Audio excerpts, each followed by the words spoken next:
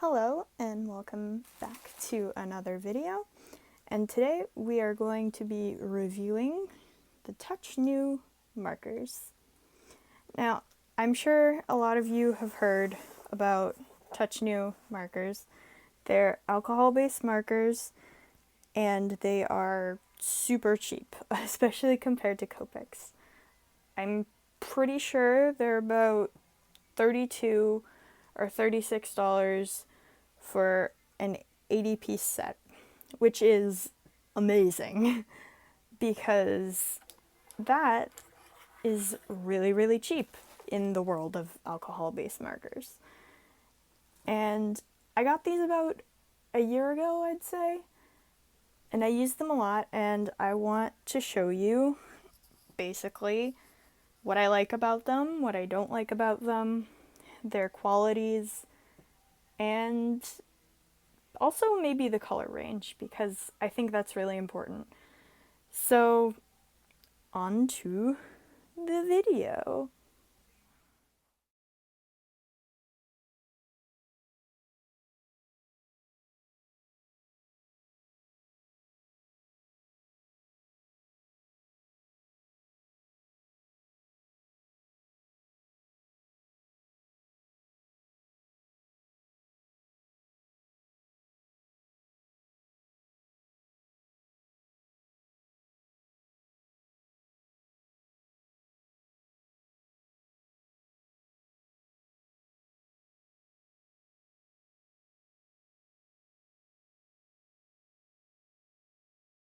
Okay, so starting with just how it looks, I think it looks fine. I can hold it and it's not too bulky. When I first got them, I looked at them and I thought, oh no, no, this isn't gonna work because it looks nothing like a pencil, or basically it looked way too thick, but it's actually pretty comfortable. So moving on to the nibs. So as you can see, this has a bullet nib and a chisel tip. And most people I know prefer to have a brush tip over a bullet nib or a chisel tip. But honestly, when I was drawing with it, it didn't really make too much of a difference. Like, I've used Copics before, and if you're careful with these, it's actually not too difficult or different. It's a pretty sturdy marker. Like, I've never had one that had cheap plastic and broke or cracked or something. I don't know if that's a normal thing that happens with markers. It's never happened to me, but if that has, then I assume that you wouldn't want it to happen again. And just saying, this plastic is not cheap feeling, and it's good. And I like it. One of the things about the caps is that they do in fact have names and numbers to go with the colors, which is really good for swatching and organizing. It's nice. I think it's kind of cute. But some of the names and numbers, when I first got them on the caps, were kind of rubbed off, which wasn't a huge issue because they're two sides and it was usually only rubbed off on one.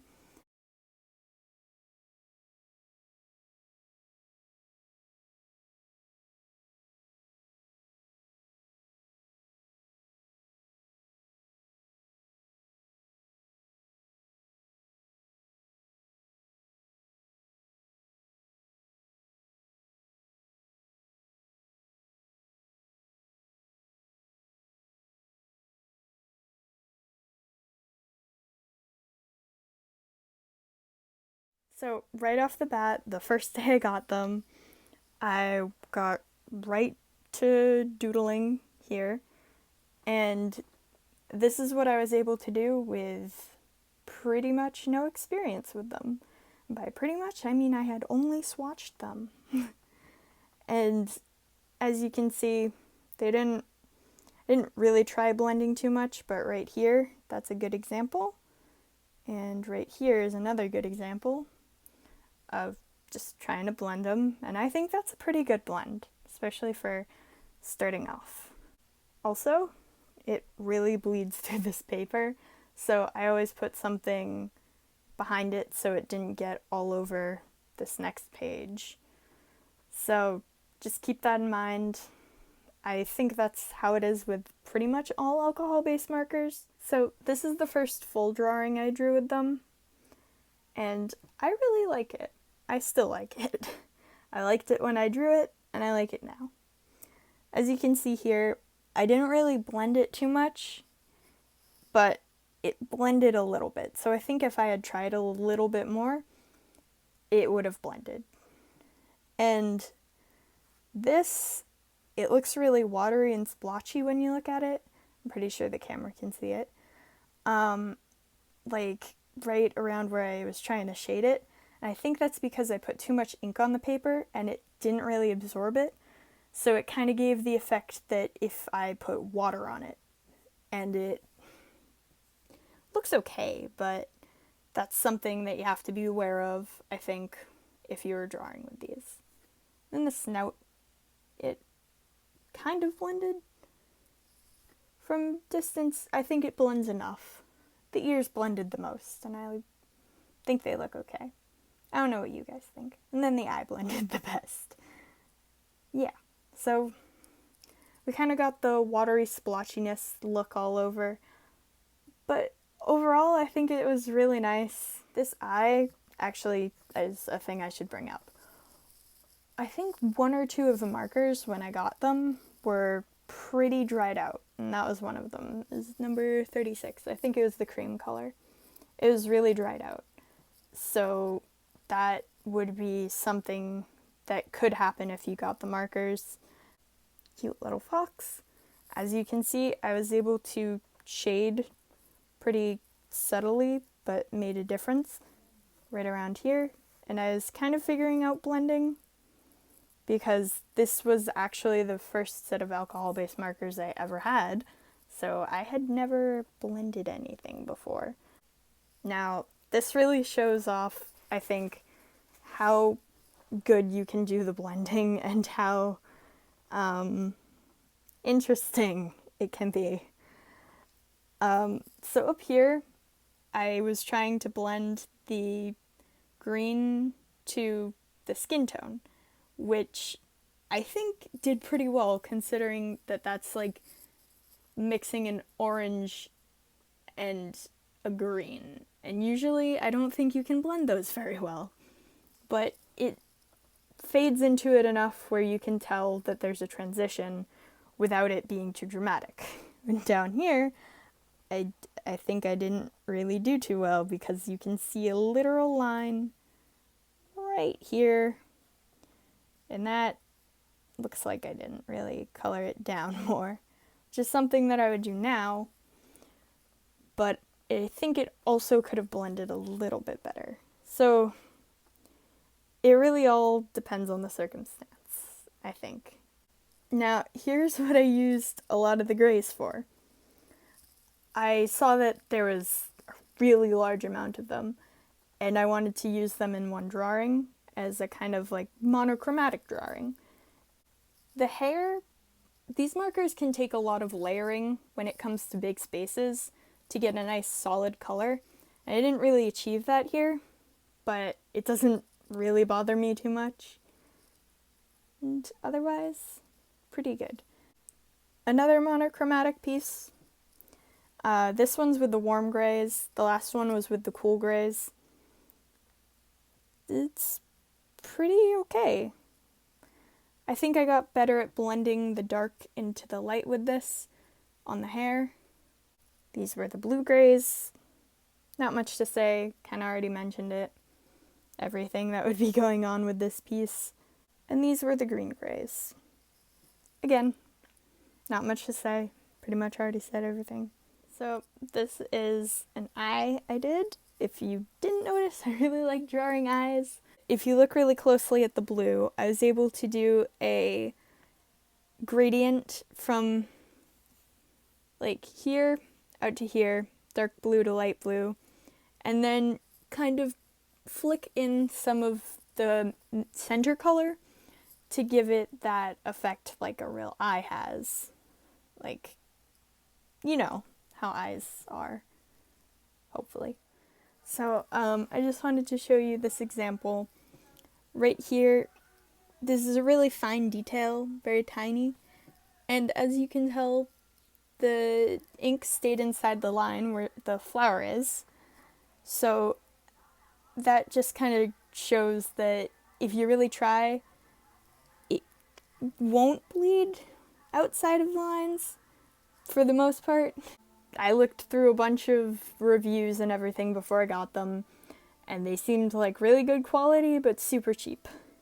But something I think people didn't really talk about was that I think they run out of ink super fast. Like, I don't know if it's just the way that I color, but I think they ran out of ink pretty fast. And that's probably the main reason why I don't use them too much anymore, because some of them are just dried out from me using them. And I mean, like I said, they're really cheap, so you can't really expect them to last a lifetime. It's kind of a buy it once. If you really like it, buy it again. If you don't, well, now all your markers are dead and you can start on something else. So I wanted to show you just one more drawing that I did that I'm really proud of, and I used, again, mostly the skin tone set. So I think if you were to be looking into these markers, you definitely want to get the skin tone set too, because it comes with some more yellows and browns, and I think that's really helpful for, say, if you wanted to do this type of drawing where it's mostly yellow. But my main focus for this was the wings and how I was able to flick the color back and make it thinner like you would get with a brush nib. So like here, you can see it in the hair. It's just, I don't really miss the brush nib too much. I've used Copics, like I said, they have them, but I think if you use the bullet nib in the right way, it can be pretty effective. So I wouldn't say that you have to get the brush nib or you're never gonna accomplish fine lines. It just takes a little bit of practice and getting used to. Also, like I said, with the skin tone set, you get a lot of colors, but you also get a colorless blender, which I used here to wash out the yellow so that it would make her kind of glow a little bit. So, yep, that's a lot about the skin tone set. But definitely, if you were thinking of getting these, look into that too. So, I know I mentioned the microns before, but I just wanted to say that the TouchNew markers don't make the microns bleed as long as you let the micron dry first. So if I colored in a little bit more with the micron, I would want to give some time for it to dry. And that will be all for the review of these wonderful TouchNew markers.